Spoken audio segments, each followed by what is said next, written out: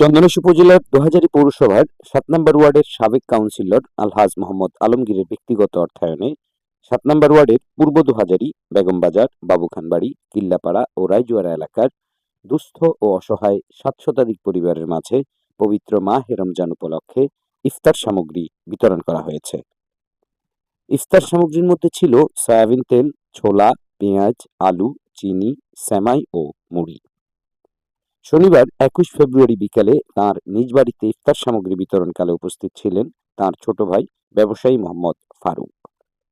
অন্যান্যদের মধ্যে উপস্থিত ছিলেন খোরশেদ আলী খান, ফয়েজ খান, সুমন, জামশেদ, জিহাদ, আবুল বশর, রাফসান, আখিল ও মহিন প্রমুখ। এ সময় সাবেক কাউন্সিলর আলহাজ মোহাম্মদ আলমগীর বলেন, আমি আমার সাধ্যমতো চেষ্টা করি এলাকার গরিব দুঃখী অসহায় মেহনতি মানুষের পাশে থাকার জন্য। আমি প্রতি বছর মাহে রমজান উপলক্ষে আমার ওয়ার্ডে ইফতার সামগ্রী, ঈদ সামগ্রী বিতরণ সহ বিভিন্নভাবে মানুষের পাশে থাকার চেষ্টা করি। আমি অনুরোধ করব সমাজে যারা বিত্তবান রয়েছেন প্রত্যেকে নিজ নিজ সামর্থ্য অনুযায়ী স্ব পাড়া মহল্লায় অসহায় মানুষের পাশে দাঁড়াবেন। ইফতার এই সামগ্রীটা আমাদের পরিবারের পক্ষ থেকে আজকের না, এটা আমাদের পরিবারের পক্ষ থেকে আমরা দীর্ঘ আজকে প্রায় ১৫ থেকে ১৬ বছর ধরে আমরা এটা দিয়ে আসছি আমাদের এলাকার দুস্থ গরিব দুঃখী মেহনতি মানুষকে। তার ধারাবাহিকতায় আমরা এই বছরও ২০২৬ সালে এই রমজান মাসে আমি এই ইফতার সামগ্রী দেওয়ার সিদ্ধান্ত নিয়েছি। বলতে গেলে এবারে একটু আমরা বাড়াইছি। আসলে এই ওয়ার্ডে যথেষ্ট অসহায় পরিবার আছে, সেই সুবাদে এবারে গত অন্যান্য বারের থেকে এবারে তুলনায় একটু বাড়ছে। তো ২০২৩ সালে আমি নির্বাচন করেছি জুলাই মাসে।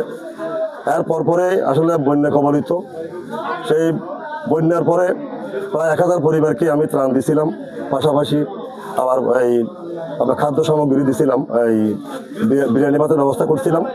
বলতে গেলে ওই সময় বন্যাতে পুরা ৭ নম্বর ওয়ার্ডে পুরো লোকাল পানি ডুবে গেছিল, কেউ রান্নার করার ব্যবস্থা ছিল না। তার পরিপ্রেক্ষিতে আমি আবার রান্নার ব্যবস্থা করছিলাম। এরপরে পুরা ওয়ার্ডে ১,০০০ পরিবারে ত্রাণ সামগ্রী আমি বিতরণ করছিলাম। সে ত্রাণ সামগ্রী দেওয়ার পরিপ্রেক্ষিতে পরবর্তী রমজান মাস আমি কিন্তু আমার মাঝখানে রমজান মাস দিতে পারি নাই, কারণ একটা বছরে অনেক দুর্ঘটনা ঘটে গেছে।